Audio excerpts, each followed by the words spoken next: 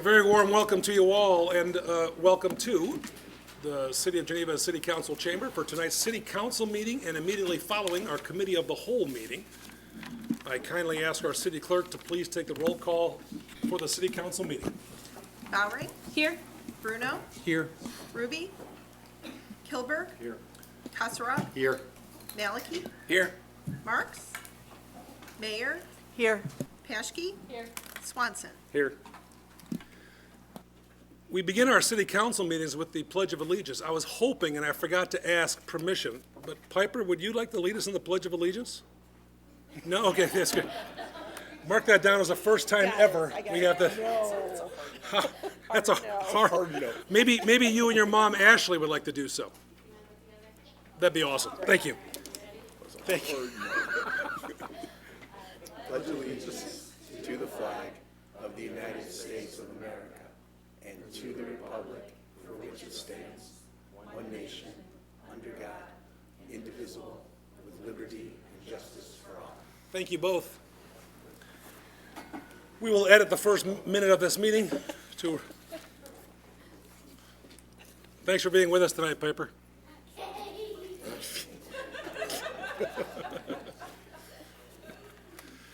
Our first order of business is item 3A, to consider the mayor's appointments of Mark Clowett and Ashley Nuzzo Erickson to the Strategic Advisory Planning Committee. Motion by Bowering, seconded by Mayor.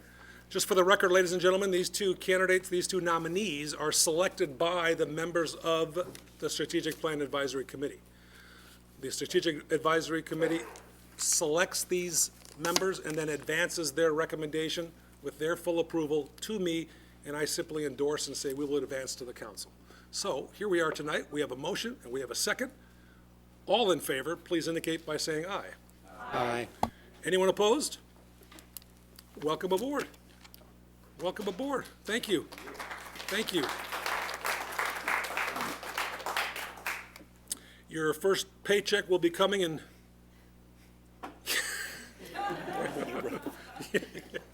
And if you don't receive that, contact Ben. Okay. Thank you both for serving. We appreciate it very much. Item 3B is the National Pollutant Discharge Elimination System, MS4, Stormwater Quality Program Update by our friend Dan Bounds with Baxter and Woodman Consulting Engineers. Mr. Superintendent, do you have an introduction to this prior to introducing Dan?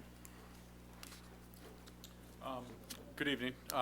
This is our annual requirement for a presentation and an update to the City Council as specified in our permit.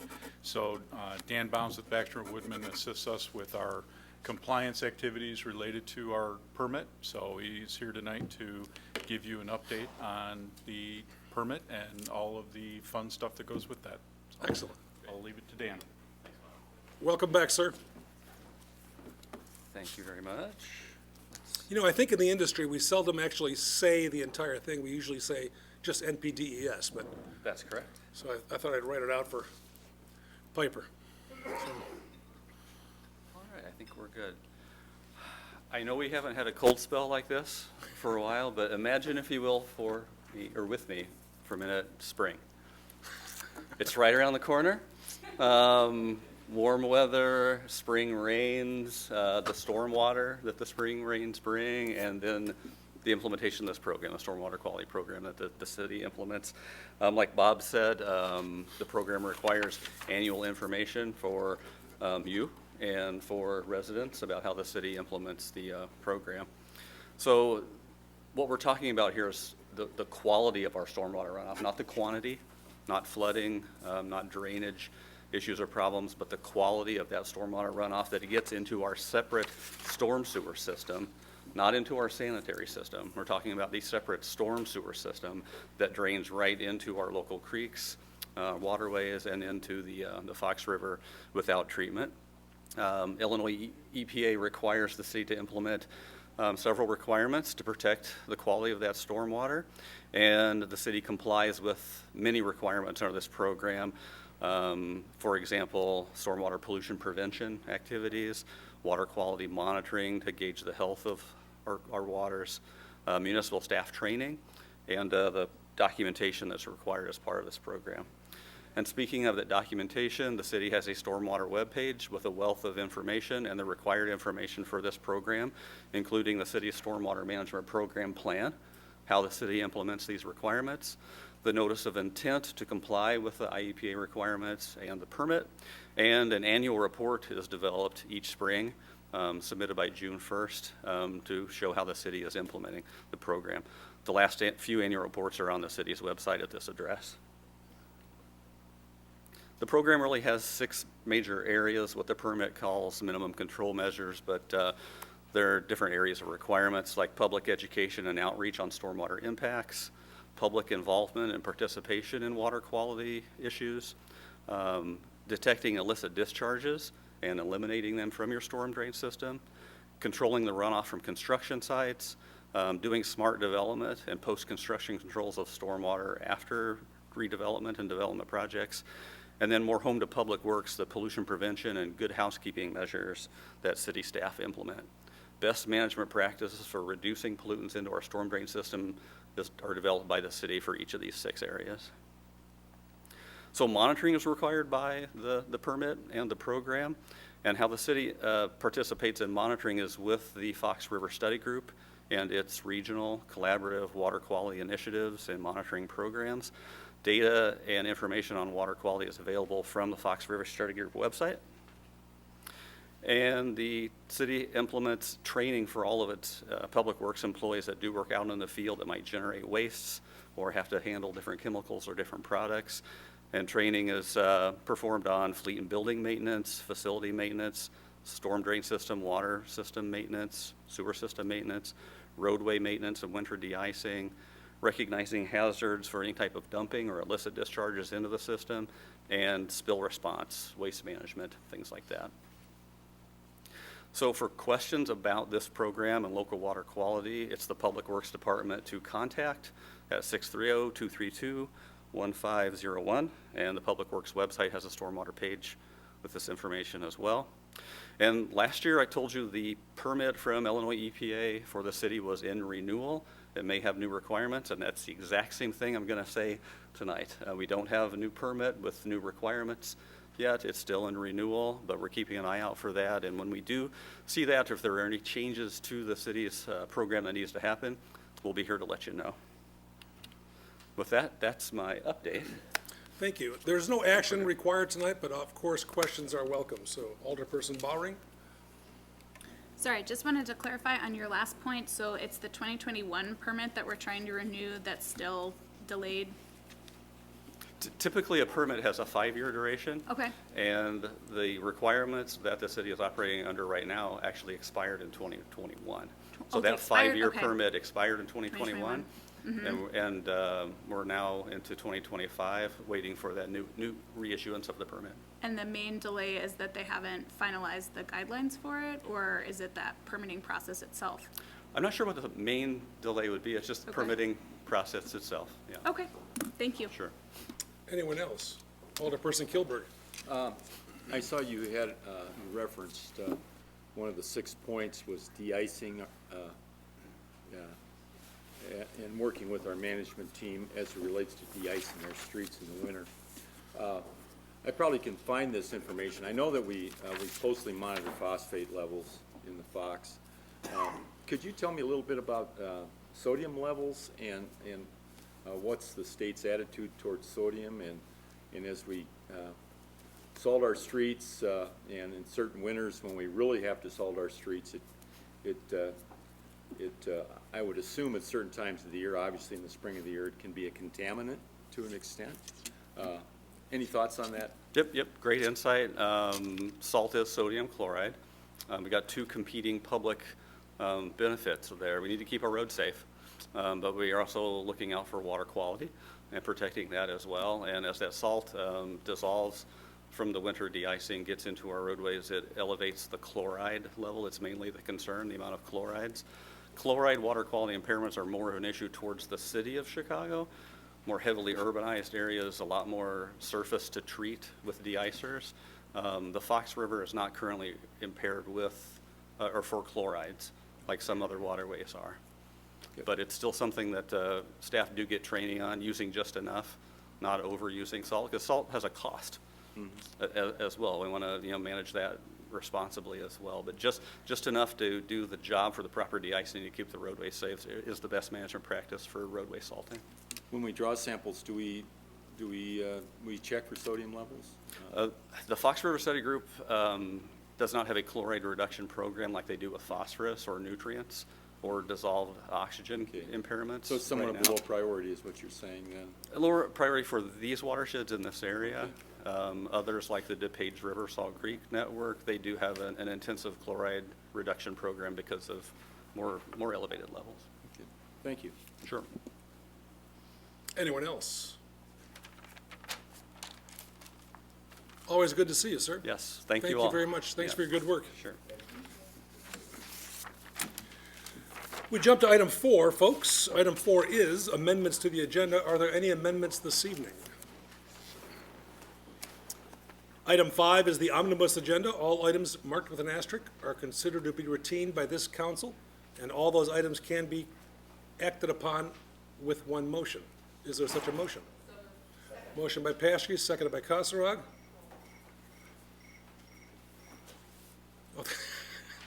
That was very timely, by the way. That was City Clerk, please take the roll. Paschke? Aye. Swanson? Aye. Bowering? Aye. Bruno? Aye. Kilberg? Aye. Kasserag? Aye. Maliki? Aye. Mayor? Aye. With a vote of 8 in the affirmative, 0 in the negative, and 2 alderpersons absent, the omnibus agenda has been approved by this council. We jump to item 7, reports. 7A is the third quarter fiscal year 2025 goals and updates. We ask for acceptance as presented. Is there a motion? Motion by Bowering, seconded by Paschke. Any questions or comments? There were a couple comments in the Q&As that we all received this afternoon. Those Q&As the questions are submitted by the council members, answers provided by professional staff, and they're posted, of course, online as well. And they'll be attached to the official minutes of this meeting when those are posted next week. Voice vote is sufficient. All in favor of accepting the third quarter fiscal year 25 goals and updates, please indicate by saying aye. Aye. Anyone opposed? We are off to item 8, municipal bills for payment. We kindly ask our city clerk to read the bills in their aggregate for our consideration. Municipal bills for payment total $4,395,099.95. Mayor, I move that we approve and pay the bills as read. The individual items that add up to that amount can be found in tonight's city council packet and on the city website. Bruno makes the motion to pay the bills as read, which are also available in your council packets and on the city's website. Is there a second? Second. Bowering gets the second. City Clerk, please take the roll. Bruno? Aye. Kilberg? Aye. Kasserag? Aye.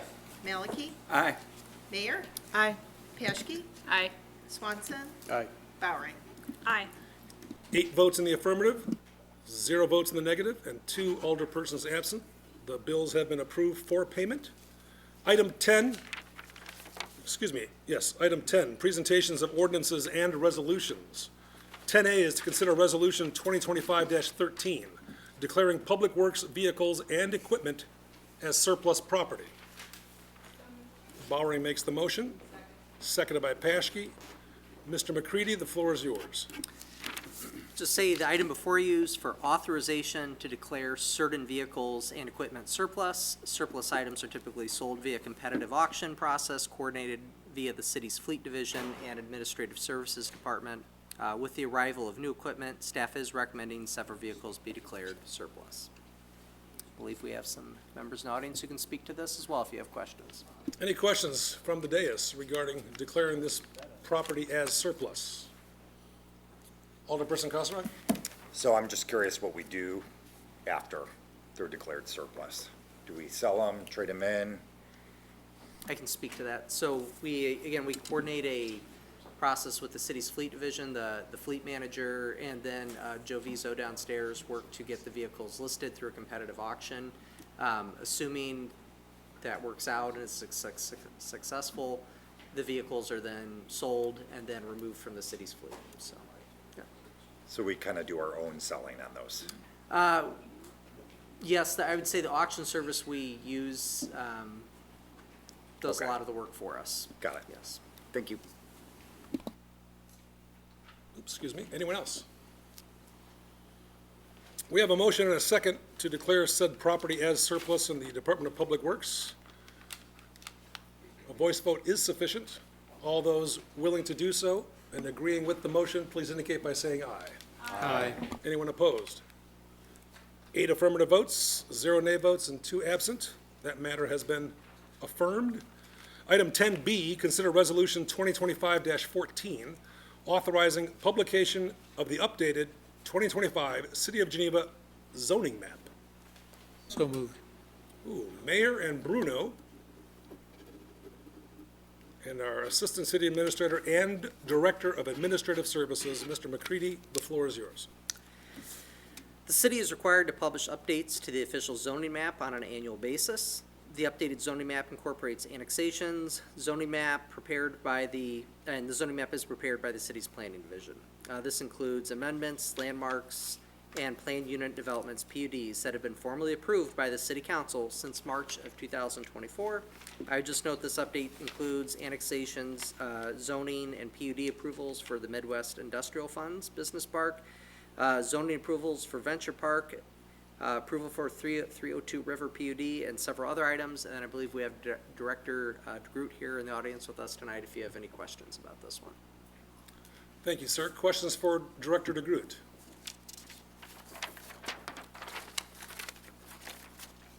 A voice vote is sufficient. All in favor of Resolution 2025-14, please indicate by saying aye. Aye. Anyone opposed? The motion passes with 8 affirmative votes, 0 nay votes, and 2 alderpersons absent. Item 10C is to consider Resolution 2025-15, restating and extending the site plan approval granted for a 156,000 square foot industrial building and associated site improvements by 1203 Fabian Parkway LLC. Bowery makes the motion, Mayor makes the second. Mr. McCready, sir. Yes, in March of 2024, the City Council approved Resolution 2024-34, which granted site plan approval for an industrial building and associated site improvements located west of Kirk Road and north of Fabian Parkway. The Geneva zoning ordinance allows site plan approval to be effective for 1 year unless a building permit has been issued and construction has commenced. The owner has submitted a request to restate the previous approval and to extend the deadline to obtain building permits and begin construction for another year. And then I believe, again, we have Director DeGroot here in the audience with us this evening, if you have any questions on this one. Questions for the Director, Mr. DeGroot. Alderperson Swanson. Thank you, Mayor. Is the applicant here? I guess my question would be, what is the plan or what is the new timeline for them to do something, given that the reason for this is market conditions and they may or may not turn around within a year, so. And the request is to extend the approval for another calendar year from tonight's date. So if they don't pull a permit within that year, they would be back before the council this time next year to ask for another extension. Or if they found a different project to move forward with, they would need to seek those zoning approvals. And I guess what sparks my question is when we approved this less than a year ago, one of the items that we were not allowed to ask about was the economic viability of the project. And now it turns out that the economic viability is the problem for it moving forward. And since then, we have approved 3 million, 4 million additional square feet of the same type of building. And if absorption is the problem, and they're seeing a downturn in the market conditions, it seems to me maybe this isn't the right project for this site. And maybe we're overdoing it on the warehouses. So I guess I'm not really comfortable renewing this for a perpetual, renewing it annually until they decide the market is right. So it seems to me that economic viability is the question we should be asking, and it's the reason why they're not building. And if we're gonna be going through this cycle, maybe we should start at square one. So that's my observation. Thank you. Anyone else? Alderperson Bowring?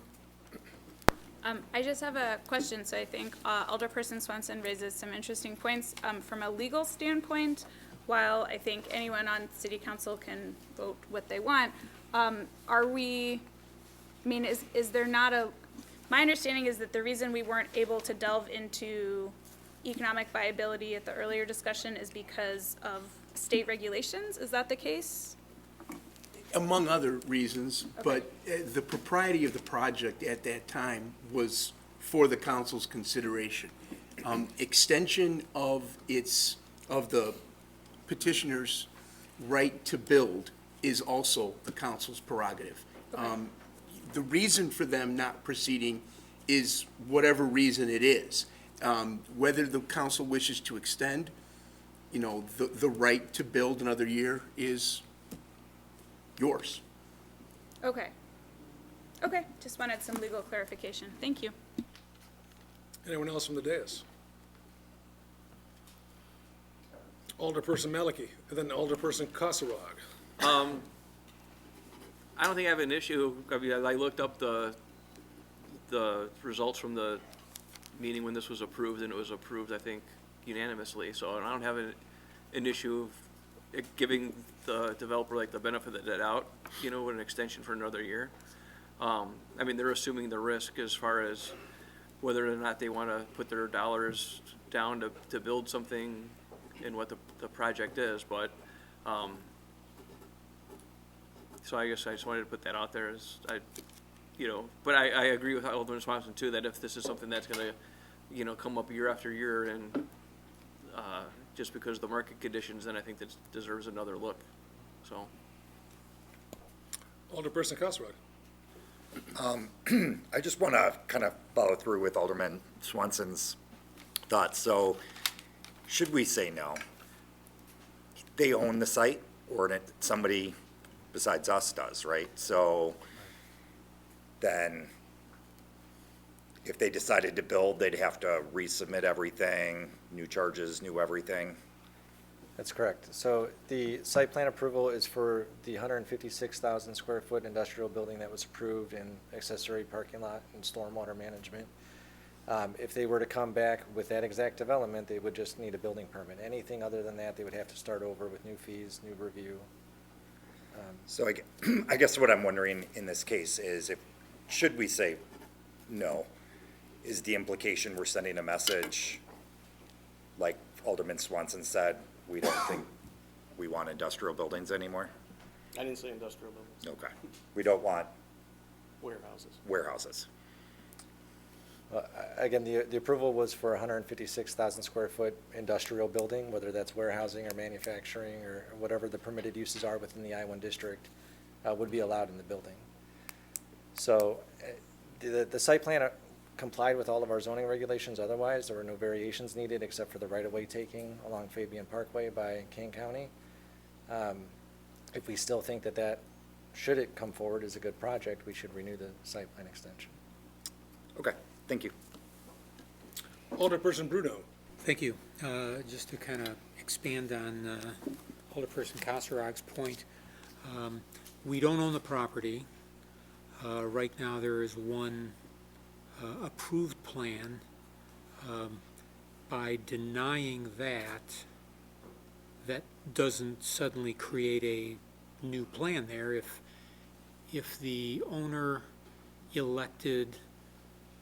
decided market conditions were better for some other use, they'd still have to come before the city if it didn't match what they already had approved. I presume that if the market conditions improve, that this project would be viable, they'd move forward on it. So it seems like we've got a potential viable project that won't consume staff time.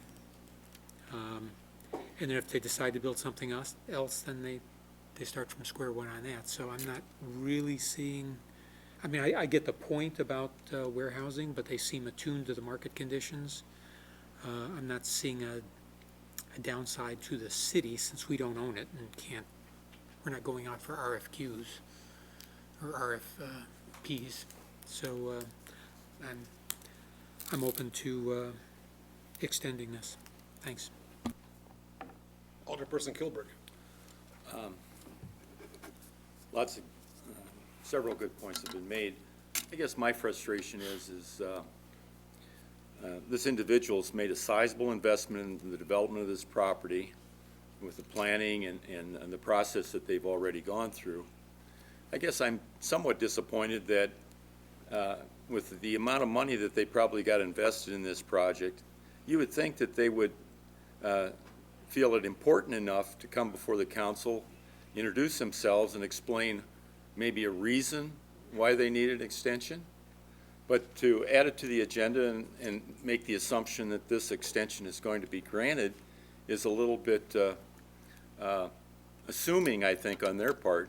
And we've had other instances similar to this where the parties involved don't feel it's important enough to come before the council and ask for the extension, other than an agenda item that we get a chance to take a look at and discuss. And again, the phantom or whoever this individual is that's developing or wanting to develop that property,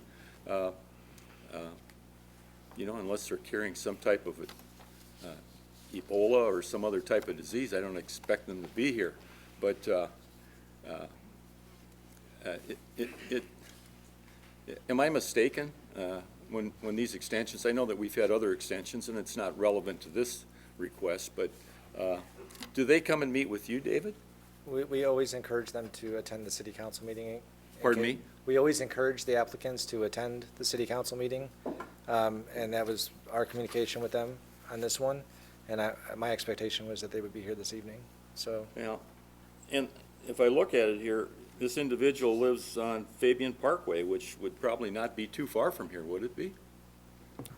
So, again, more than anything, I guess it's sort of a frustration that to accept or to expect an extension without feeling it important enough to be here, I think is disappointing.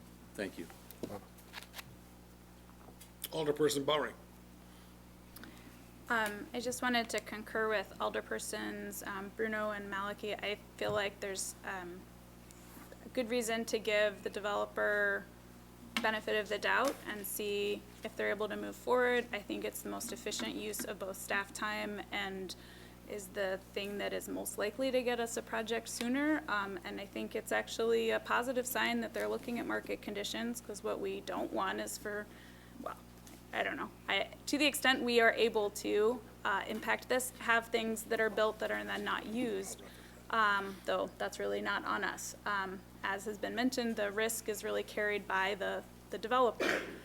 So I also just don't see a downside to extending it. If things don't change within a year, we can revisit it. So, thank you. Alderperson Mayer.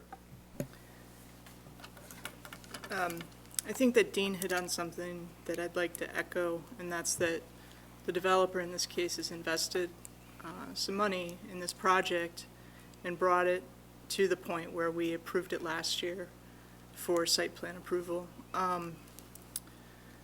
As somebody that works in development, this type of thing is very routine, and I think that it would send the wrong message to developers in general that they might have the rug yanked out from under them if they do business with Geneva, and I think that that's a bad message to send to people. So I'm going to vote to extend the site plan approval because it is a relatively routine request by developers, and I think that it's fair to do so.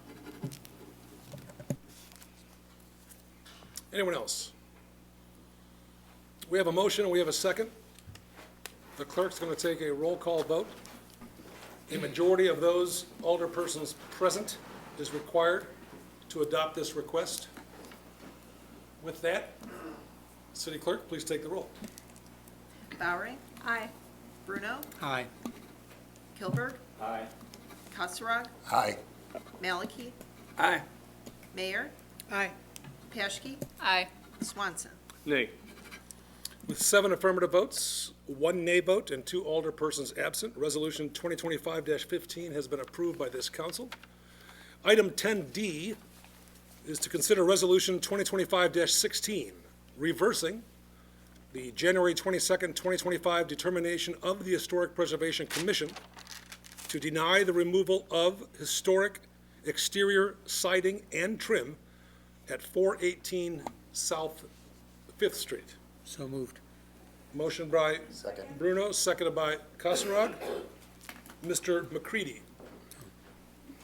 Yes, on February 3rd, 2025, Director DeGroot received from the applicant's representative a request for City Council to consider an appeal of the January 22nd, 2025 determination of the Historic Preservation Commission denying the replacement of historic exterior wood siding at 418 South Fifth Street.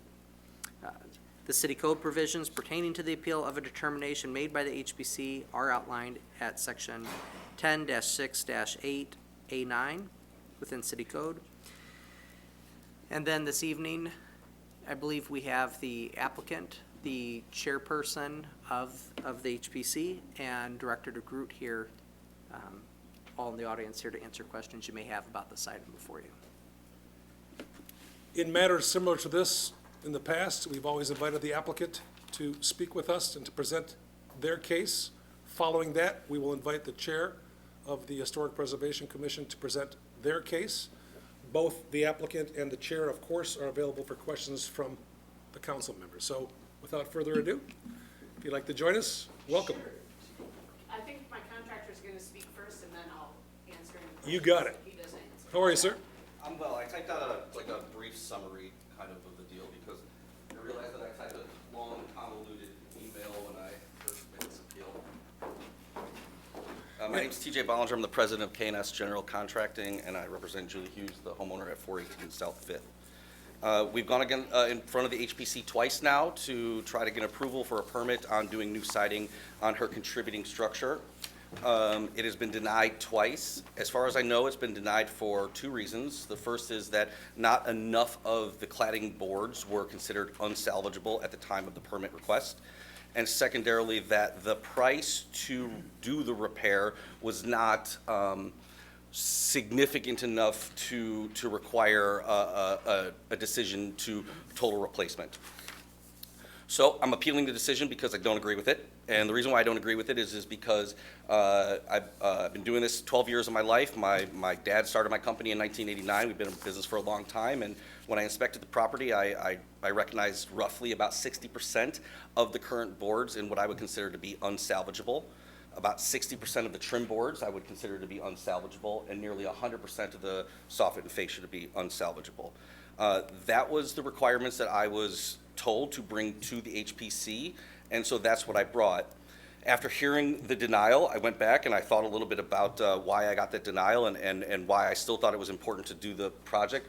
And that really comes down to 2 things. The first being the other 40% of the boards. And at the time of the permit application, I wouldn't consider them unsalvageable because I was being honest at my presentation. However, I wouldn't consider them to be in good or great or even, fair condition. I just didn't think that they were unsalvageable compared to the other 60. The warping and twisting wasn't quite as bad and that there could be some scraping and painting. However, those boards are 1 to 4 years away from being in the same condition that the 60% are that I counted. And so as opposed to coming in front of you 2, 3, 4, 5 times every time, 5% more, 3% more, 10% more of the boards go bad, and as opposed to replacing 60% of the unsalvageable boards, which would be brand new, against 40% of not so good boards, of course not a great aesthetic, I thought that you guys would hear our appeal to be able to do the entire project now, at once. We propose to do it with LP Smart Side, so we are proposing to do it with a natural wood product. We are also proposing to keep all of the historical elements that are on the house now consistent, such as exposure on the siding planks and also the angled fascia and soffit boards.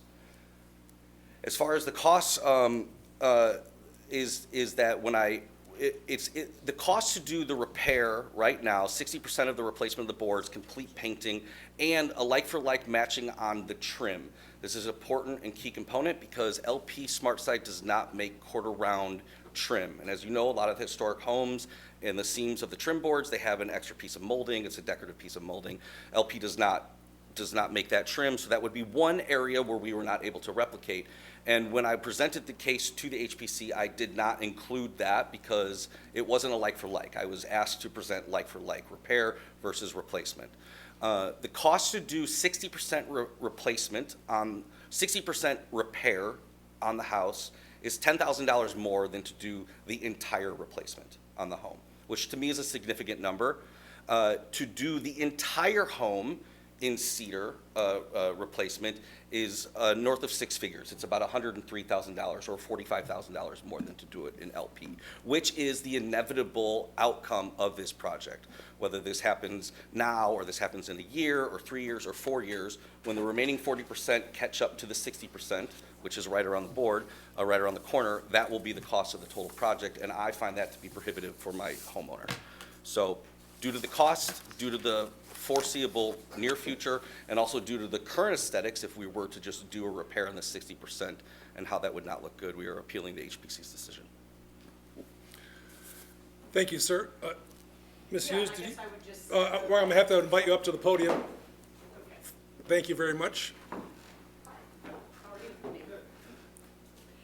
So, yes, I would just echo that, I've scraped and painted the house twice since I bought it in 2009. It doesn't even look good with that effort, 2 times in the span of a relatively short period. And it's probably due to scrape and paint again if I don't move forward putting up LP. I don't want to continue to put double-digit thousands of dollars into each of these scrape and repaints. To me, LP, I've seen it in the neighborhood, by the way. I've gone to other historically plaqued even houses that have, I have the addresses if you care to know them, that have put up either LP or Hardy. I can tell by going up to the house itself and looking at the material, it's not wood. But yet it looks like wood from the street, as will mine. And I mean, it's just the logical decision. I'm a homeowner. I don't like to throw money out the window. And I think it's gonna look a whole lot better. Oh, and the only other thing I wanted to mention, which I mentioned to Mayor Burns, some of you may have known George Navarjanis. He owned the home next to me when I bought this home in 2009. He was showing me a photo, a very old photo. His deceased wife, Nancy, had lived in his home. She grew up in his home, actually. God only knows, maybe early 1900s, I'm guessing. My house was his deceased wife's home's barn. So it sat behind his house. It wasn't even in the current lot that it's in now. Somewhere along the line in the last 100 years, it was moved, but it was a barn. And somebody moved it, somebody expanded it. To me, to say that that's analogous to, Merritt King's house or something, which truly does have historic significance, I think it's silly to put my house in that same category. So I would really, really, really appreciate your consideration. I think the end result will look beautiful. Yeah, and just to add on to that, there is Jackie Bowling, who helped me with this process throughout, she's been fantastic. There is a massive addition done to the house at some point in time. She wasn't able to find a permit on it. We don't know when it was done. There is a permitted addition that was done that Ms. Hughes had done to the front of her home that was agreed upon, but there's a massive addition that is visible from 5th Street as well. So, it's a roundabout way to say, questioning the contributing status of it and why it was so difficult to get this pushed across when clearly there's been a lot of work done to the house already, and the only work we want to do is to just restore it back to looking beautiful and looking almost identical to the way it was when it was new. If both of you are available for questions from the council? Of course. I will open the floor up to, and then we will turn to the chair of the HPC. From the council, anyone questions for either the contractor and or homeowner? I'm going to defer to Alderperson Bruno as well, and first, because he does have a quick statement to make. Yes, the petitioner is a backyard neighbor and friend, and it's my intent to abstain from the discussion and vote tonight. Floor is open to other council members. Alderperson Kilburg. I had a question on blending the new cladding. Will there be a need to do significant caulking? Because the way you've explained it, the old cladding that could be salvaged is warped and has a, I would think that would be difficult to incorporate the two. Will there be a need for extensive caulking? Yes, yes, a lot. It's akin to, an easy way to understand it too would be like doing a roof repair. Like if you had a 25-year-old roof and you needed to do a repair and you did them with brand new shingles, it would be visible from the street. It's not to say that the 25-year-old shingles were ready to be torn off that year. Maybe it was going to be ready the next year. But it would be impossible to blend those two shingles together.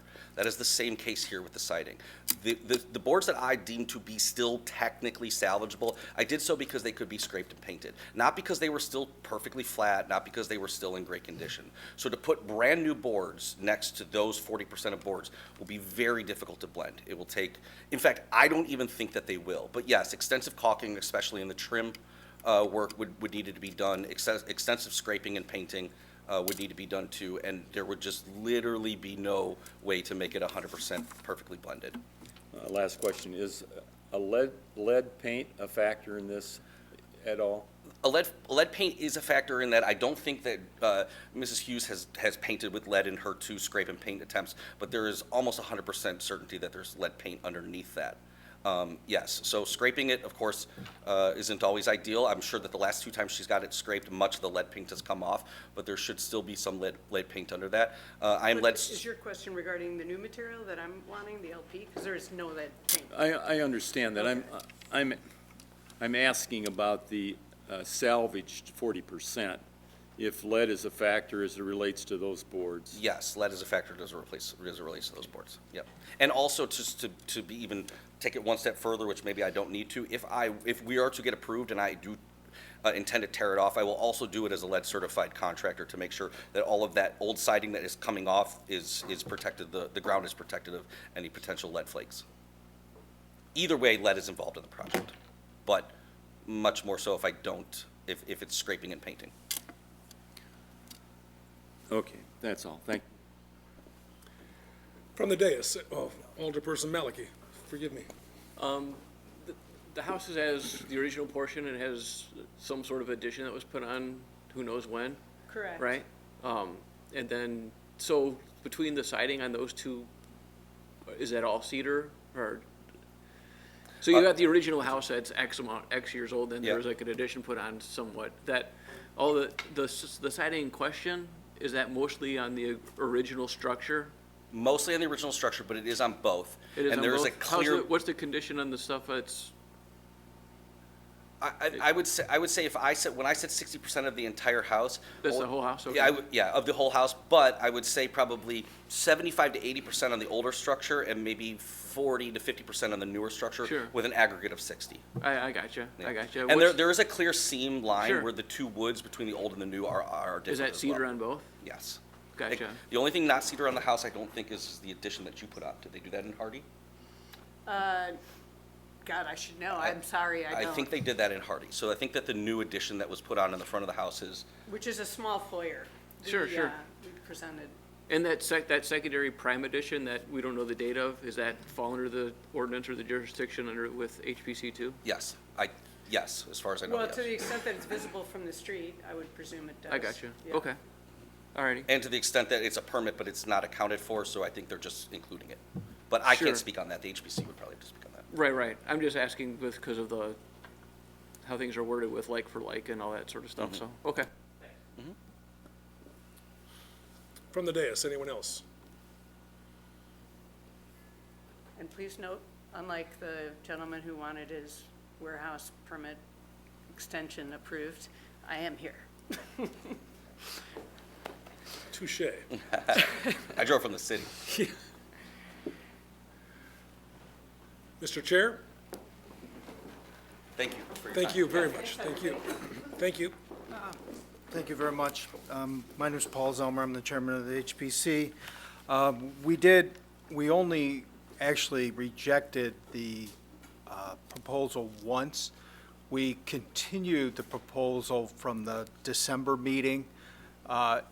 We understood that it wasn't the way the applicant presented the project, it wasn't going to pass, so we gave them some information and thought that they would come back and maybe either decide not to do the project or to change the project to make it work within the HPC recommendations. But we only rejected it once. We did not reject it twice. They came in front of us in December, and they had a cost estimate, and we base a lot of what we do off of the cost estimate that's put together.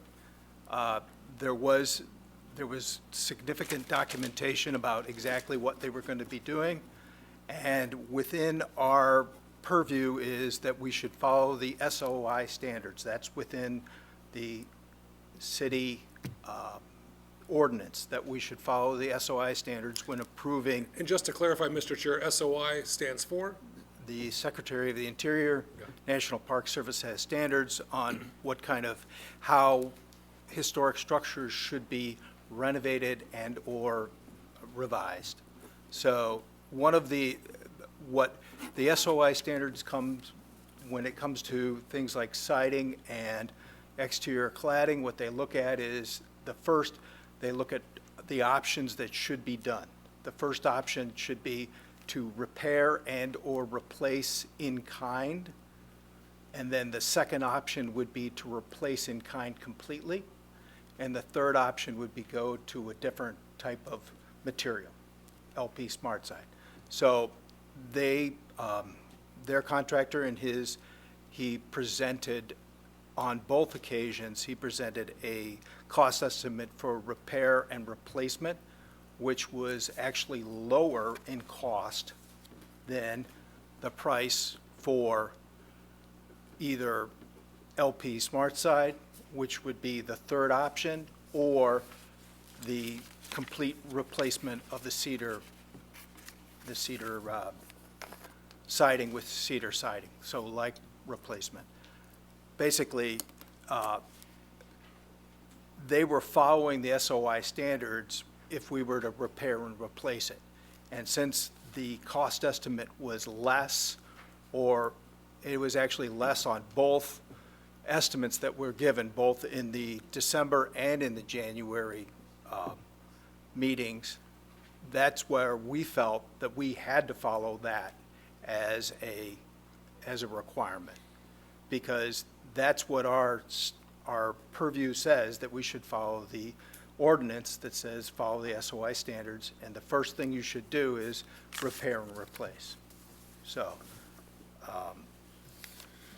we followed the documentation of the SOI standards, which followed the ordinance, and that's why we had a difficulty with it within the December meeting. We stated that. We spoke to them we spoke to the contractor a lot about how different options could be taken. Specifically, our purview is from the street only. So if LP Smart Side wanted to be used on certain parts of the structure, that would probably be approved, but they would have to come back with a proposal to do that.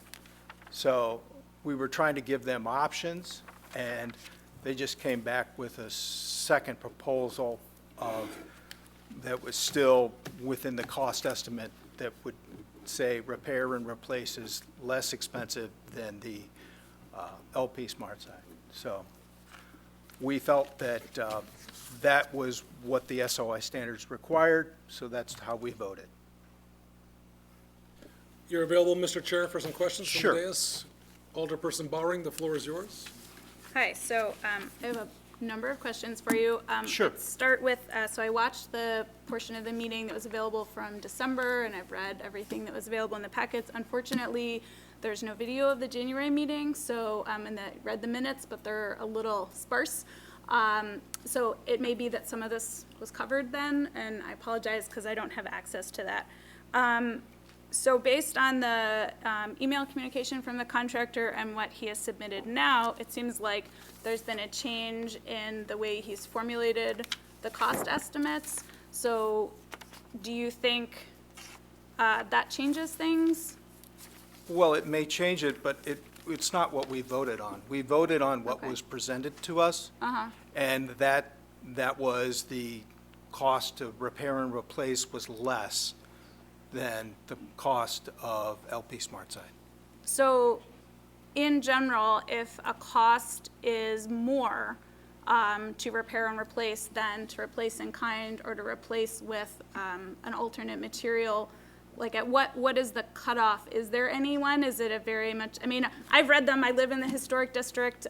We've had to do a number of outside repairs and things to our house. So I'm curious what, Well, what the cutoff is. It's a little bit vague on what the cutoff is, and it's one of those things that, you know, if it were maybe $1,000 or $2,000, it may not make that cutoff more, but if it were tens of thousands of dollars more, we would look at it as economically feasible. All the people on the HPC committee are homeowners within Geneva, so they all understand exactly what it is to do repairs to homes and things like that. That's interesting. Is everyone on the HPC in the historic district? No, Okay. but they're all Geneva residents. Geneva, sure. So I guess my first issue with this in general is that the regulations are pretty vague. I understand the reason for the standard Secretary of the Interior standards, so that we don't just have willy-nilly everything pulled off and things replaced with radically different materials. But I guess the thing that I'm concerned about, and as a resident of the historic district who's put a tremendous amount of money into repairing cedar siding, in fact, and having to replace vinyl siding with cedar siding, I am genuinely concerned that if we don't make our standards a bit clearer for people and flexible enough, what we're going to see is people not doing projects because, as this resident indicated, she's already, paid for 2 scraping and repaintings in, less than 20 years. I can attest on my own house, we salvaged a lot of wood, and the old wood, we followed everything that Michael Lambert told us to do. That old wood started peeling within a few years, and that's pretty frustrating when you compare it, to the factory primed and painted stuff that looks great 8 years later. If I could interject just one thing. Sure. I do live in the historic district also, and I've had that exactly happen, and that was a problem with the paint. It wasn't a problem with the wood, with the wood siding. And so, I mean, it does happen, but it's difficult. It's hard to find a good painter. So. Okay, well, so that's an issue then, right? If we're requiring people to put up a material that is then very hard to find someone who can properly paint it so that it stays painted, then you're increasing the maintenance costs. So, there's also issues with installing hardy board and these engineered woods. They also can fail if they're not installed properly. So I grant that that's true across the board, but, we have a historic district. I think there's value in it. The things that are challenging for me is that it's a tremendous increase in cost burden for the individual homeowners that is not offset at all by the city. So it's a benefit, I think, to the whole city, but the responsibility price-wise is borne exclusively by the homeowner. Now, if you're able to participate in the state program, and you're able to outlay a fairly sizable chunk of money at a time, then you can get a tax freeze. But Geneva doesn't have a program equivalent to that locally, which I think is a shame because I think it would be nice if residents were able to get a bit of relief after they spend so much money. I'm also aware, and then in terms of the percentage of something that's salvageable versus not, do we have a standard for that? We do have a standard for that, but it also, we look at both the cost estimate and the standard of salvageability. So at what point, like if there's 2% salvageable, do you ask someone to salvage? If there's 10%, No, if we there's would- 20%, what is the standard? I'm not exactly sure what the physical number is, but, you know, it came down to when we were making this decision that it was cheaper to salvage and replace in kind than it was to actually, you know, put in new, completely replacing hardy board or adding, doing all new cedar siding. Was that the case for the second submission? Again, I can't The see the second video. submission was still cheaper to do that, but then on the email that he sent to Mr. DeGroot, which I just found out this evening when I was here, that it's gone up another $12,000. So from the cost estimate that we were given, we weren't given that information, so. Alderperson Bowering, I'm going to interrupt just for a moment for a procedural matter. Turn this floor over to the City Attorney Sanders. As a reminder, this tribunal is reviewing the propriety of the decision based on the record adduced before HPC. Changes, new information, new evidence is outside the bounds. It's a reversal or affirmation of what was adduced before HPC. The record before HPC only. And how, so I guess we're not required to have access to the video, but typically we do. Yeah, I mean, so that's usually the case, no question. Okay, all right. Okay, sorry, so I will try to confine my questions then to what was submitted to HPC. I guess in general, the things that give me pause have to do with it not being clear on the part of the city what the cutoff is for cost. And you're saying, you know, it has to be more for the, you know, full replacement or replacement with another material. That has to cost more, but it's unclear exactly how much more. And then also that we're not very clear in terms of like what the cutoff is in terms of salvageability, what percentage, like where that falls. So again, I having watched what I was able to watch, having read what I was able to read, I was surprised that the cost estimates were coming in where they are, because I'm aware of the difference in cost between cedar and LP, because we did not try to get LP or hardy plank. We did cedar, and we had to do it over the course of many years because it was very, very expensive. So I was surprised about that in what was submitted. And I guess in general, I worry that if we are not able to be flexible enough with homeowners, what we're gonna see is deferred maintenance. And there's certainly a fair amount of that in my neighborhood where people just don't do repairs or painting or anything because they wait for it to deteriorate more in order to be able to do something else, or they just don't wanna pour money into it. So I guess, yeah, I don't know. I will leave it there for now. That's what gives me pause, is I wanna see our historic district preserving things, but also giving property owners enough flexibility to make decisions that are financially reasonable for them and cost efficient for them. That's the same thing. And also, you know, have money left over to do things like make their homes more efficient. So, thank you. Thank you. Forgive me for not recollecting. Was Kosarog next or no? That was the previous. This is round Alderperson Mayor. two, and I All haven't yours. spoken. So my first instinct on this was that I'm supposed to, am I just asking questions right now, or are we in the discussion phase of the? You are free to ask questions of the chair, Okay. if you have some. Then we will ask other council members if they have questions of the chair. And once those questions are completed, then we can have discussion. Okay. The only thing I want to ask you about is something you said about being able to see from the street, and that being the primary constraint that you put on these properties. Is that right? That is correct. If they want to do new hardy board on the sides of the house, it's generally not looked down upon.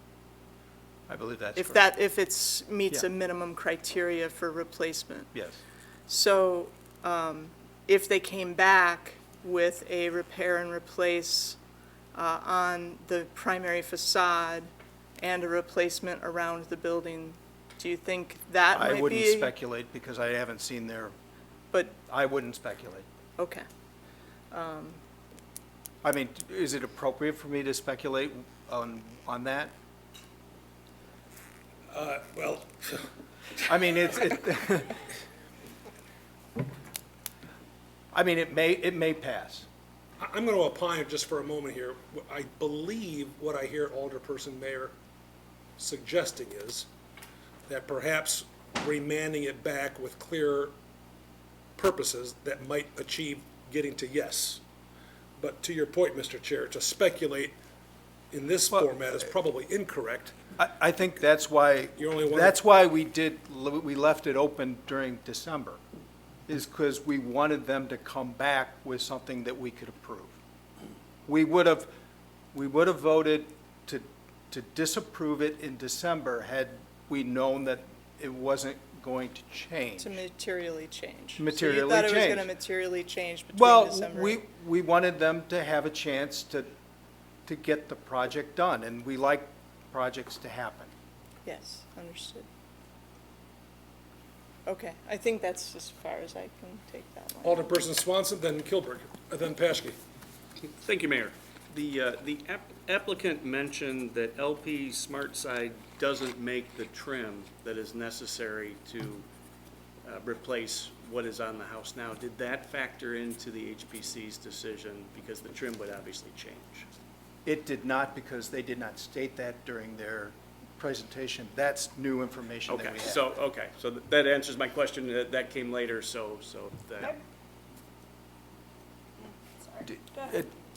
that's, I was focusing on that because that's an important factor. The trim obviously is important, but it's a change in circumstances that we can't opine on, so I understand that. City Attorney, would you concur? I mean, if the record, I have not studied the record. I haven't studied the I believe record it was either. Yeah. mentioned So hold in the on. meeting in If the December. record, if there was something at the lower proceeding at HPC that talked about, was it quarter round, is that what we're Yep. talking about? Yep. If there was evidence adduced at the hearing, then it's fair game. If there wasn't, it's new evidence, which is outside. Okay.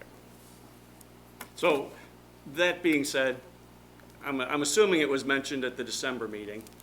If it can not be done in the way, in the appropriate way, would that meet the Secretary of Interior standards? If they have to have a completely new style of trim to make it in LP SmartSide?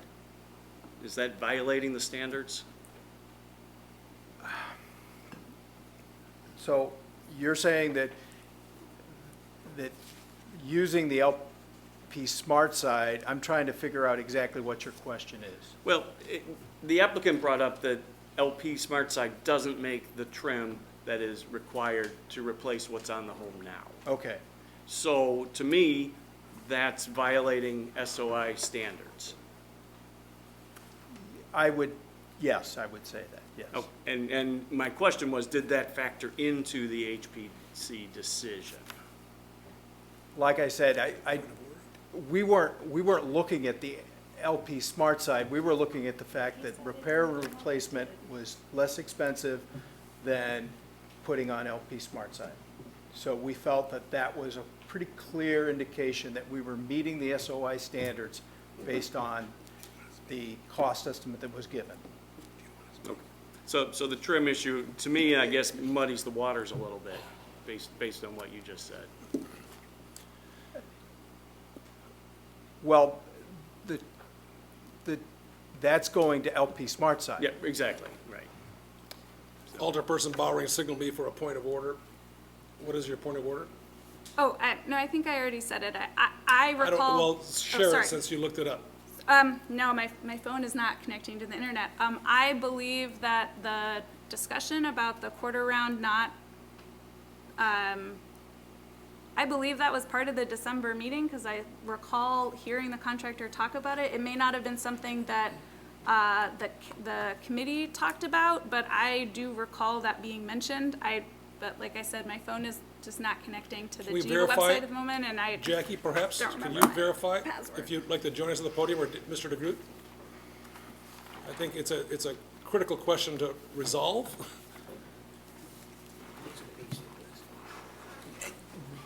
The record, yeah, come on up, David, but If- to me, whether it was part of the HPC's determination is ultimately the issue. Correct. If that was a basis for their denial. If it wasn't, or if it was superfluous, then it isn't a meritorious I don't think it's component. mentioned in the minutes from the January meeting, and I wasn't You able can't to tell see because- it because we right. didn't watch it, so, yeah. Fair point. Mr. DeGroot? I don't think it was a key point of the commission's recommendation, and I don't think the cost estimate associated with the trim in cedar was included for the commission's consideration in January. That sufficiently answers my question on that matter, so that's all I had. Thank you. Thank you, sir. Alderperson Kilberg, Alderperson Paschke. I don't know if this is relevant or not, but we had a similar situation previously with the property on the Episcopal Church lot. Is there similarities there that we're looking at to the situation that we're looking at this evening? I was on the HPC at that time, during that time, and it's similar, but we were trying to follow the SOI rules, and we were trying to we tried to encourage them to replace the siding, move some of the siding from one face to another face, and they said they wanted to do the whole building. And I believe that they ultimately came to this body, and we were overruled with our, they were given what they wanted to do. It seemed to me, though, at the time, the overriding issues was a lead issue and the fact that they couldn't remove the lead, or there wasn't a product available as related to the lead piece. Now, obviously, there's no lead piece involved in this discussion. I don't recall the lead issue with the, Well, I thought that was a requirement to clean the, remediate the lead. mediate the lead. Now, I don't want to necessarily get into that, but I'm just saying, we have history in the community where, and I don't know what the percentages were as far as the replacement of the cladding on that property. It seemed as though, it sounds like it was a comparable percentage to what we're looking at here. I don't recall that. Yeah. So that was a number of years ago. I know Well- that it was, Are you saying I'm old? no, I'm old. I don't remember.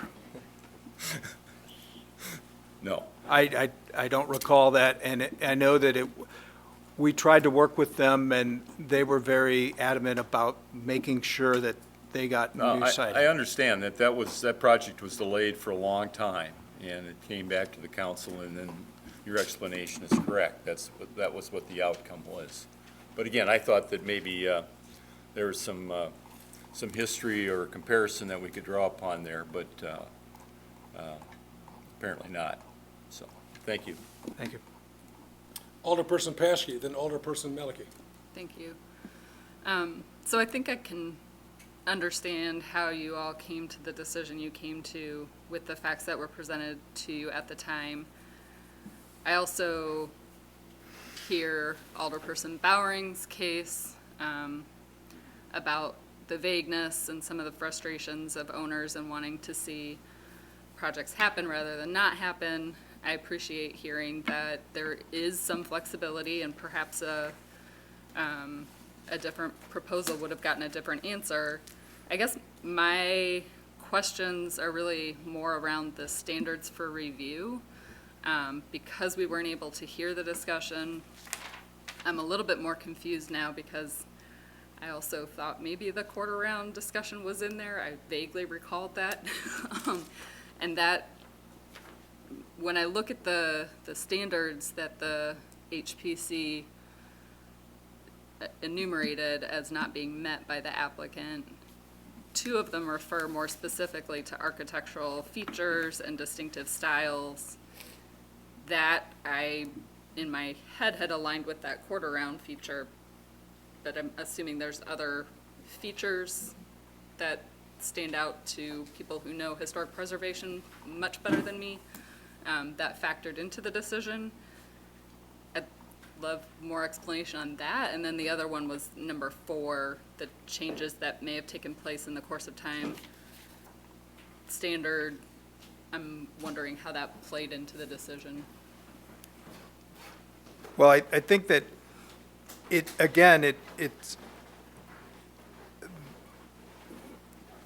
we looked at it, and it seemed like a very, they came with a proposal to repair and replace what we looked at, and we felt that that was an appropriate response to the problems they're having with the house. And that met the SOI standards, that met all the requirements of trim and keeping all the trim that was there and things like that. So that's why we felt that going to a different proposal from that wouldn't meet the SOI standards. So that's the loss of the architectural features, is yes, what you're loss saying? of, and it's the thickness of the material that's used. LP SmartSide is not 1 1/4 inches thick. Like, it's a relatively thin material. It's not as beefy as existing cedar siding and things like that. We didn't get into a lot of detail on the specifics of the trim because we felt that they were going to keep that in the first proposal, which was the one to repair and replace the siding that was there. Okay, thank you. Thank you. Alderperson Malicki. I have some questions for the homeowner and the contractor, so I don't know if I should wait. Do you have any homeowners for the chair? Or, excuse me. Any questions for the chair? Forgive me. No, I mean, I was gonna ask the same question earlier that Alderperson Mayor did about, the street side view versus the rest of the house view and how that was taken into consideration with the decision. But just to reiterate, your guys' original stance was basically going with the replace and repair option because as presented, that was the cheapest of all 3 options. And was the one that met the SOI standards. Because it was, right. Because that, our mandate is to, Sure. the first part of the SOI standard says, if you can salvage the material and just repair and replace what needs to be replaced, Sure. that's what you should do. Right, okay. So that was a bit of a slam dunk. I mean, it's like, okay, that's what the SOI standard states. That's what we felt that was what should be done. Okay. Anyone else on the dais, questions for the Honorable Chair of the Historic Preservation Commission? Alderperson Cosroy. I just have a procedural question, so I don't know if it's for the chair or anybody, but if, whatever we decide today, what circumstances do they need, what circumstances need to change for them to be able to reapply? So, for example, the salvageability. It's 40% or 60%. Now, in 2 years, it's 10%. Has circumstances changed so then they can reapply? Or is there a year? Is there a time limit? Is it just, hey, I want to give it another shot? I'm going to submit a new application? Director DeGroot, walk us through that labyrinth. I think they could reapply as early as tomorrow, provided that the application was not the exact same application the commission just considered. There's been some new information that was included in the email directed to me requesting this appeal. If that information was considered as part of the HPC's next consideration, they could reapply with that information. I think, you know, the street-facing facade being the primary focus of the HPC, that is what we've seen in other cases where we have repaired and replaced in kind on those facades and allowed replacement on other facades. That was part of the door we were trying to leave open for the applicant in this case. So there's a number of variations of the application that I think could be reconsidered. Thank you.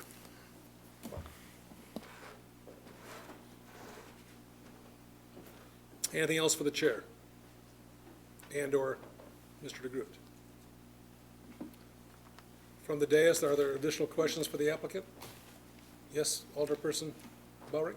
Well, Alderperson Mayer may have also had questions for the applicant. I don't know if she wants to go first. Well, I know Alderperson Malicki. I Alderperson thought you had Malicki, my apologies. I thought you had a point of order. No, no. Okay, Alderperson Malicki. But I'll go on the list. Oh, yeah. I guess it could be. And again, just a reminder, gently, of course, that we have to ask questions based on the record as adduced in writing from the HPC and/or the video from December. We should not, per city attorney's recommendation, consider information that's been presented tonight, because that is outside the realm of that which has been adduced by the HPC. Yes. But we can look at what was submitted, like what's part of their January packet, right? Oh, absolutely. HPC's Okay. Yes. So I guess, stop me if I'm out of bounds, feel free, but some of these are just sort of general questions, Of or course. I guess sort of hypotheticals with their plan. They just, so the cord around that sort of being the sticking point with the LP siding, is that currently around all the house? It's where like the freeze board meets the soffit, Okay, and it's in some of the window trim. I gotcha. So those are the two main places that I think it is. There may be some other sporadic places, but that is the predominant place it is. It also may be, it's hard to tell because, it's in the gable, it's also where it's also like we're at the drip edge line of the roof I gotcha. on the fascia.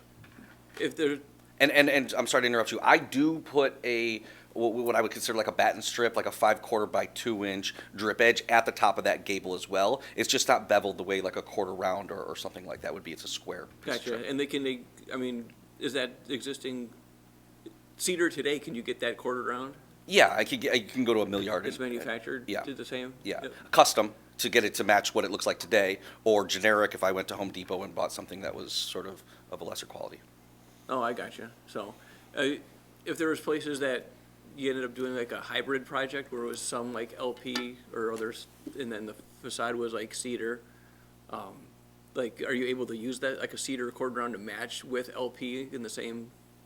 Yes, I can do a mixed medium sort of piece. I've done that with LP and Hardy. I've Yeah, done so that with LP and vinyl. I've so also that's done it sort with of- LP and cedar. That's sort of an option there? Yeah, if like we were to do the entire home in LP and then go buy millwork quarter round, it would. The only sort of downfall of that is that the LP has a warranty and a no fade paint, Sure. and the homeowner would then have to have maintenance on just the quarter round around the Right, entire right. home. And I guess my assumption as a homeowner is, even though like the repair and replace cost may be a cheaper option, it's more of an ongoing option where you're basically, there's a chance of repeating that cost more often than not. Well, exactly, and I mean, I think it's debatable whether or not repair and replace is cheaper, because from what you told me about what was presented in December, I think he was trying to make a point about like board to like board, not the whole house. What had happened to the whole house, Sure. as I understood, has always from the get-go pointed toward LP being a less expensive alternative. In any event, you're absolutely right. As I said, I've already, in the last, well, since 2009, spent approximately $10,000 each time, actually the second time was a little bit more, to scrape and repaint the whole house. So if we're talking economics, and I'm about to have to do it again, I'm not, well, yeah. If we're talking economics, you're absolutely right. That is part of my motivation. A better and very visibly attractive material will not have me spending $10,000 every 4 years. Gotcha. Is it part of the cost estimates and plans, if you were able to do like a replacement of the siding, the cladding on the building, is there any part of the cost as far as like, or like an allowance back there? I don't know if I should be asking, but like for, replacement or like upgrading, like, building envelope materials to, Alderperson, we are getting well beyond the confines of what was done at the HPC now. Okay, So that's I would fine. just No, that's respectfully why- request that the questions be from the record. Sure. If you can, because getting outside with hypotheticals and ongoing costs that may not have been adduced at HPC, frankly, is outside the confines of what we're supposed to be doing here. Okay, understood. That's all my questions. I was just trying to get an understanding of the history with stuff, so, okay, thank you. No, I appreciate your questions, and I'd like to speak on the record as well, just to clarify some of the things that were done in the last round of questions. When I asked for guidance on how to present my first permit to the HPC, I was told to present two contracts. I was told to present the project that I would like to do with the homeowner, which is complete. That contract included gutters. I mean, that was included in the price. And then the repair, which didn't include gutters, it didn't include a soffit, it didn't include much of the work that the first one did. So those two contract prices were significantly different, and the repair was much lower. Obviously, it's a lot less work.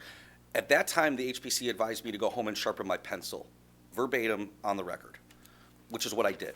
So I went home and I did a complete breakdown of the costs, what it would cost to literally repair the cedar that is unsalvageable and literally replace only that with LP. I mean, it was exhausting. I must have given 15 prices and broke it all down.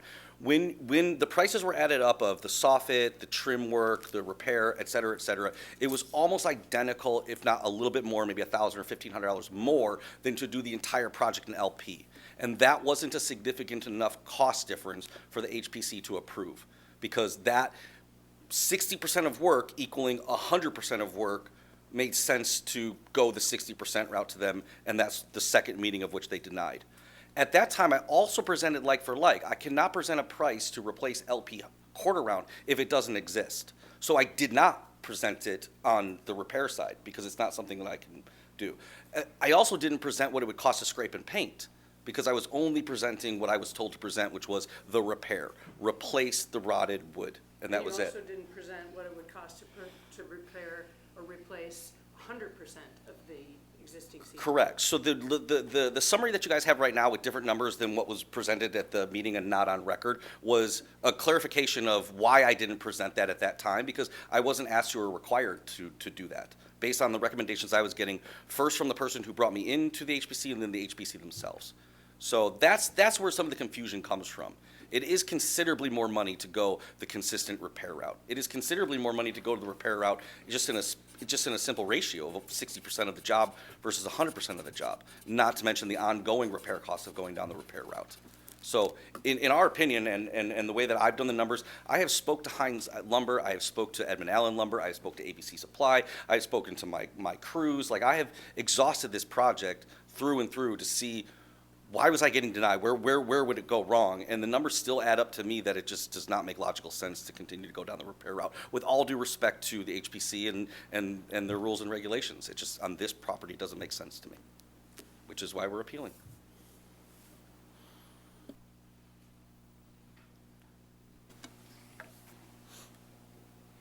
Alderperson Malarkey still has the floor. Oh, I yield. Alderperson Cosrock, oh, excuse me, Gilbert. Not sure if that was a compliment or not, but sorry about that, Dean. All yours. Got to think about that one a little bit. Yeah, think about that one. My question is, as you delve into this type of a project, again, from a long time ago, my experience is when you try to replace, you could run into another 10 or 15% of those boards that you think are salvageable all of a sudden start splintering, and you've got damage, and you're going to replace. It's possible you could get to 75% pretty easily. More. Is that a correct assessment? 100% accurate. Yeah. I come up against that when I do siding. I come up against that when I do brick, too. I mean, that's what in the industry we lovingly call a can of worms. yeah.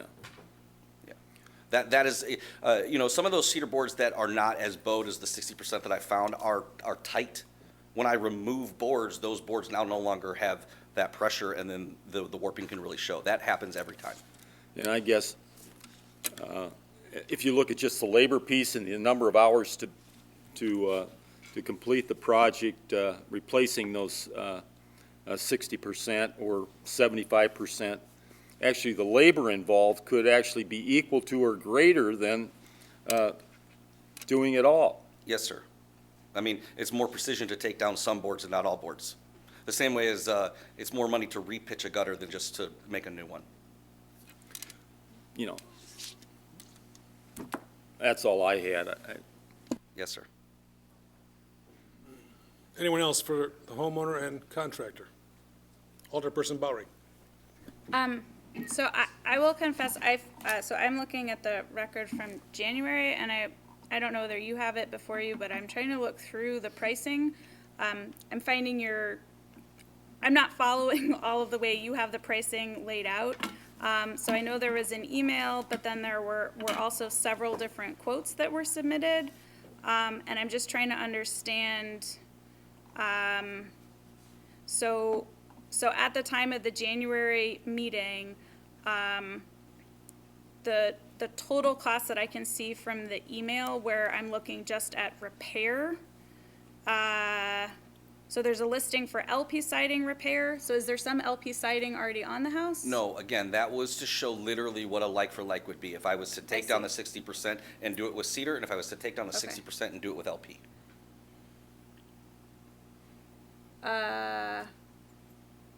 Sorry, if you It was you were unnecessary sorry. and not an approach anybody would take, but it was Okay. just to give a price breakdown. Okay, so that is, okay.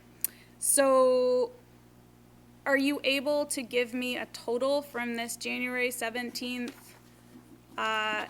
email or the attached other documents that are part of the packet for what your estimate was at that point for the cost to do repair, that whatever was submitted versus like replacement in cedar, like replacing everything with cedar? I could with about 5 minutes with the email. I don't have it off the top of my head. But what I do remember is that somebody in the HBC meeting did the math, and I think it came out to be around a $1,500 difference. Okay. But But do, those quotes didn't include scraping and painting? no, and they did not also include the quarter round. Okay. So I will say that I would like to get to the point of seeing a project go forward here. Well, I don't know, I guess this is for our deliberation. So I think that's all of my questions at this point. Thank you. Thank you. Anyone else from the dais for the applicant, the homeowner and the contractor? Okay, thank you both guys again. Thank you so much. Thanks, everybody. Does anyone on the dais request additional time with our respective chair? Yes, Alder? No, sorry. No? I just want Okay, Point of order, when it does come to a vote, an aye vote is to vote to reverse HPC. yeah, for the record, request is as written to reverse the Historic Preservation Commission's decision. A reversal requires 2/3 of the the alder people holding office. As stated earlier, it is assumed that Alderperson Bruno will be abstaining. Therefore, it would require unanimous vote to overturn the HPC's decision in January. Questions? Alderperson Mayor, then Alderperson Kasserag. I feel bad for the applicant in this case, the homeowner, because I think that this has been a long process for you, and that you didn't get what you wanted from HPC. And I don't think HPC necessarily did anything wrong in this case. I think that we are not the Historic Planning Commission, though, or Historic Preservation Commission, and what we've been talking about has gone way into what they are experts on and what their task is for our city. And I think, from my divining of what's going on here, that the applicant should come back with an ask to replace the siding with either hardy or LP on the majority of the home, excluding the street facade, and ask for that from Historic Preservation Commission as the workaround here, and that it shouldn't be decided by us what to do in this case. It should be decided by them in a new application. I don't think it's entirely clear to the people that own in the historic district what they should do, and that's unfortunate. I do recommend seeing an architect to guide people in this process. I think that that's what, as an architect, that is something that I would hope that people would come to me if I were working in this town as an architect to do, because it can provide structure and guidance as to what the submission should be to the HPC. So I won't be supporting overturning the HPC's decision in this case. Thank you.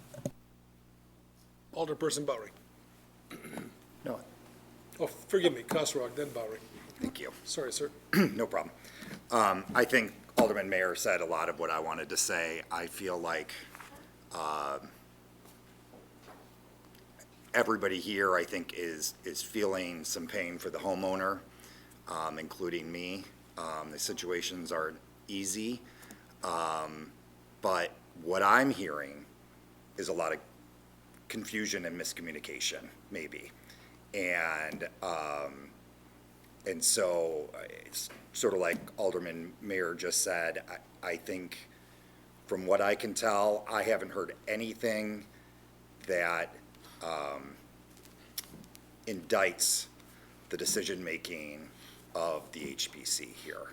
The information that they had, nobody's saying, no, that information wasn't there, or you should have taken this other standard into consideration, or things like that. So I see the case for proceeding like you want to, but I think it needs to go through the proper channels. I'm not an expert on HPC, so I recommend, and that's why I asked Director DeGroot, can they go right back?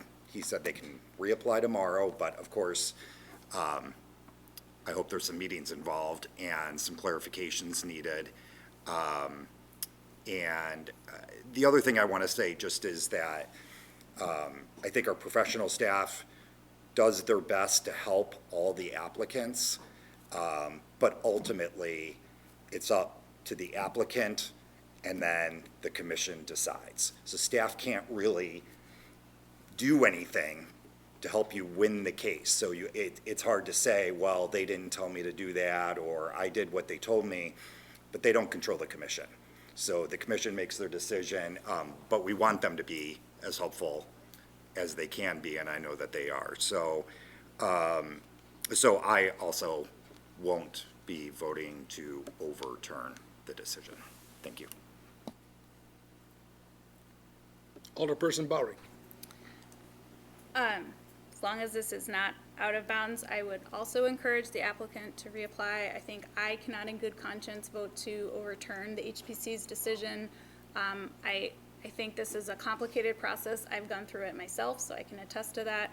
I think there's likely a path forward to get you most of, if not all of, what you want. I will say I wish there was greater clarity about both what constitutes, like, how much is worth saving, what constitutes how much cost is prohibitive. I think that does make it a lot harder to understand how to navigate this process from the outside. But I think, yeah, and I mean, I guess I did not feel like I was able to understand from the chair, unfortunately. Maybe I should have come back to this earlier. Yes, is 40% worth saving? Like, what in that 40% is the historic value, if that's all we have left, and especially if a lot of it's on like a secondary structure to the building. So that being said, I don't see that the necessary information was provided at the time needed. to, for me to be able to take that into consideration tonight. But I think if you have a new submission, I would encourage you to make that, because it might lead to a very different outcome down the line. And I would just say, I think if there's a way for us to work on making this a little clearer for homeowners, I think that would be really great. I know it's not a huge proportion of us, but every time we want to take on any kind of maintenance to the outside of our house, it is such a huge, it's a bigger lift than anybody else. So I will leave it there. Thank you. Alderperson Bruno. Yes, thank you. Not, no commentary on this particular motion, but I did want to tag on to Alderperson Mayer with another great resource, and this is for the viewing public. Appearing, if you want to work on your home, if you want to appear before HPC just for concept reviews, ask questions, that is a wonderful free resource, and they are happy to help give you some context and guidance as to how to approach it. That's it. Anyone else on the dais? Alderperson Paschke. I don't really have anything additional to add. I think everything that my colleagues have stated, I agree with. I think it's been stated multiple times. It's really unfortunate we didn't have video to review HPC's discussion, but I obviously don't know more than they do. I think the need to follow the standards that are set and to follow the standards in all cases consistently, but knowing that there is additional information that hopefully has shed light and opened up possibility for resubmission, gives me hope, because I can understand the frustration, and it does seem like there was some miscommunication. But yeah, I also agree that I don't feel comfortable overturning HPC's decision. For clarification, ladies and gentlemen, the motion is to reverse. When you cast your vote and you vote aye, you are voting in support of reversing the HPC's decision. If you vote nay, you are voting to stay the HPC's decision. Is that clear? Anything else? We have a motion by Bruno, a second by Kasserag. The city clerk will please take the roll. Yes. All right, Bruno, Abstain. Hilberg, Aye. Kasserag, Aye. Wait, Wait, are nay. you voting to reverse or to? I know how I'm voting. Just check. Nay. Maliki, Nay. Mayor, Nay. Paschke, Nay. Swanson, Nay. Bowring. Nay.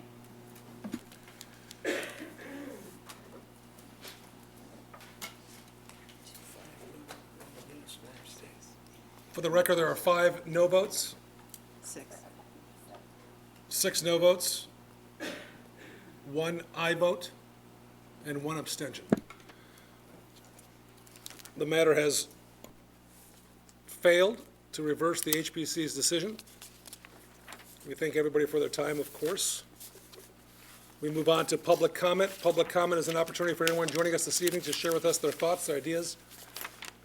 This is your chance to speak, our chance to listen. The floor is wide open.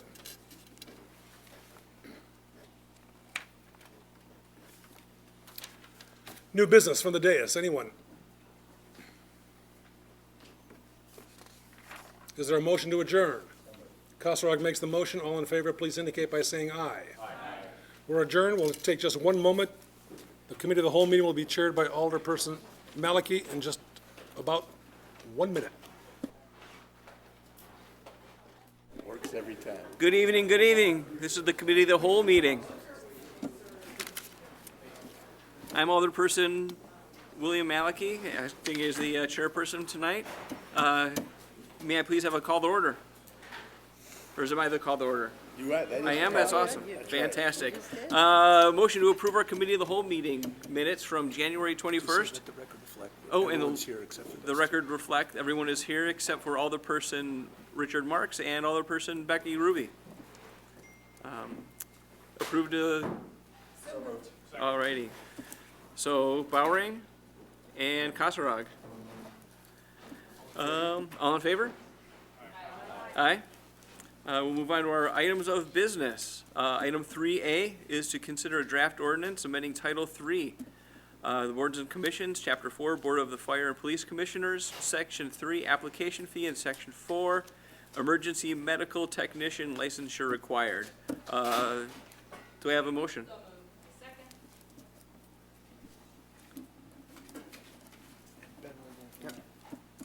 If I may. The Board of Fire and Police Commissioners, Fire Chief, and Human Resources Manager are recommending changes to the Geneva City Code to provide flexibility and setting minimum requirements for the firefighter hiring process, consistent with state statute. The recommended amendments to Geneva City Code would align the city code with the adopted rules and regulations of the Board of Fire and Police Commissioners and provide flexibility in setting requirements for firefighter hiring processes. And I would note, we do have Chief Antonori here to answer any questions you may have. Any questions from the dais? Alderperson Kasserag?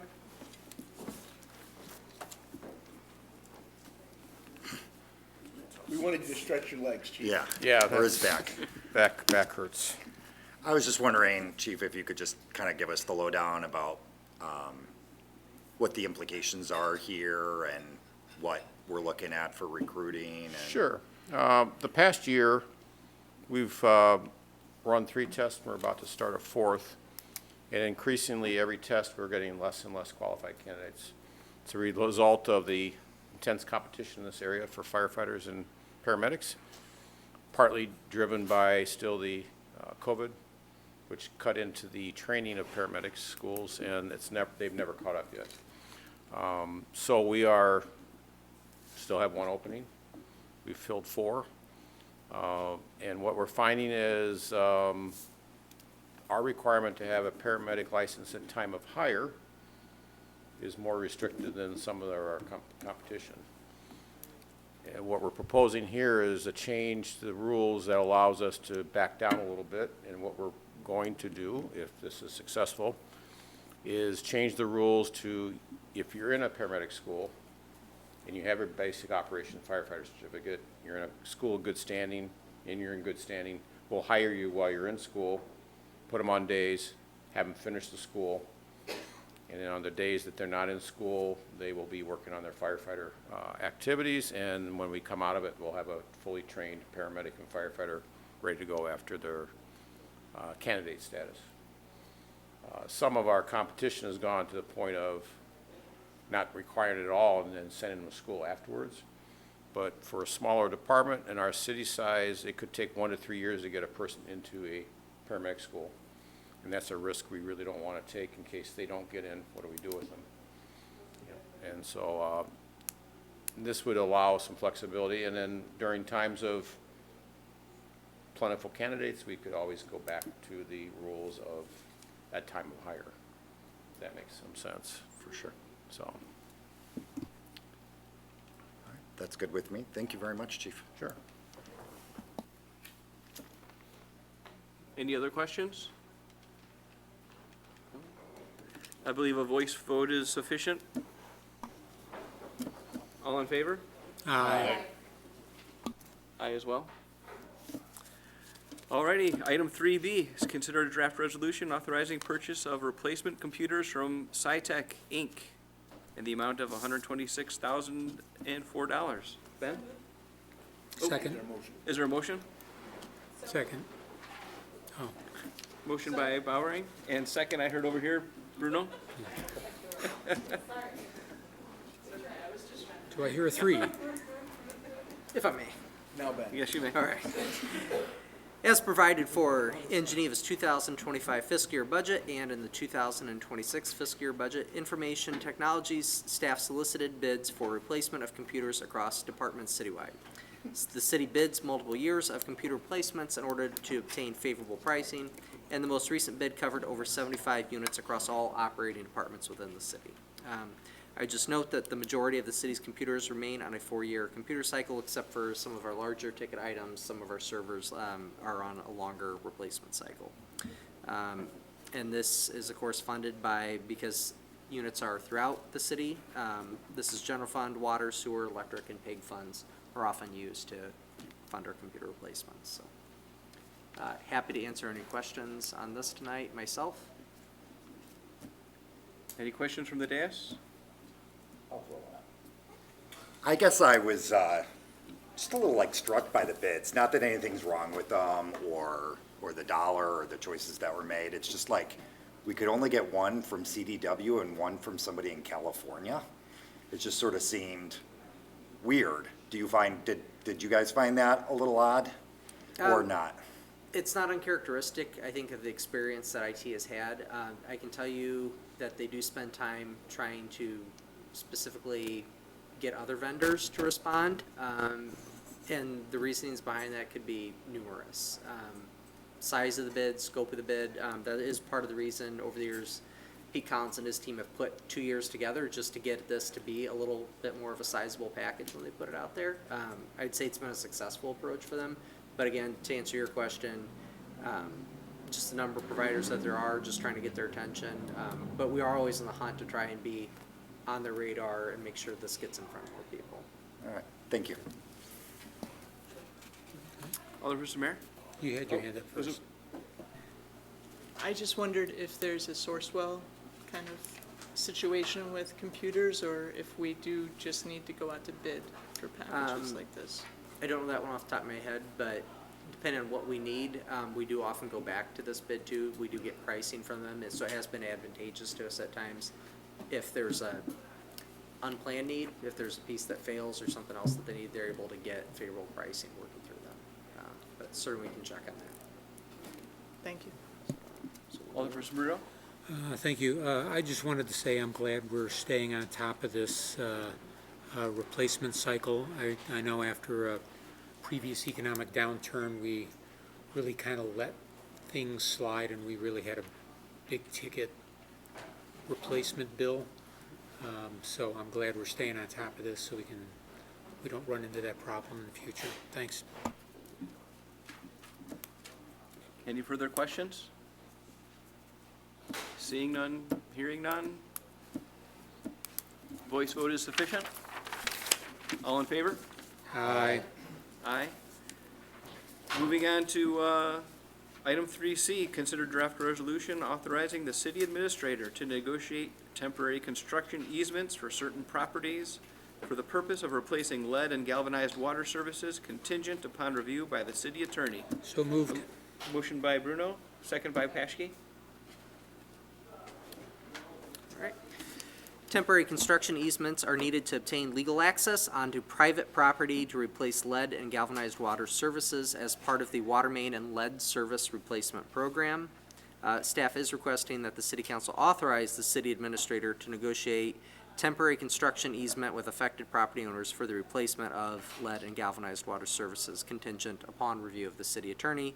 I would just note this is an item in our strategic plan, and I believe we have Bob Van Gescam and Director Babica as well here with us tonight, if there's any questions specifically about this program. Questions from the dais? Seeing none, hearing none? Oh, Alderperson Kosarok. Hope nobody wants to go home. No, I guess I just, I don't know, realistically, I know what it means, but like, does that mean we have to go house by house, literally, right? Property by property? Yeah, we'll be contacting the individual homeowners that have lead water services along the areas that we're going to replace water mains in, or that we know have lead services that we want to replace on the private side. So we'll be having to contact those homeowners individually. And then getting, because it's like negotiate, I guess isn't it, I hope just getting them to sign a document that says we're, okay, I think it's the negotiate word that threw me off a little bit, like, we have to pay them to let us service their lead line. We have not had to do that in the past. Okay, good, okay. So then I think that was my only question. Thank you.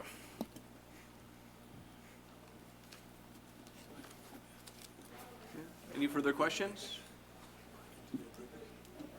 All right, seeing none, hearing none, voice vote again is sufficient. All in favor? Aye. Aye. Any opposed, I should say? Nay? Okay.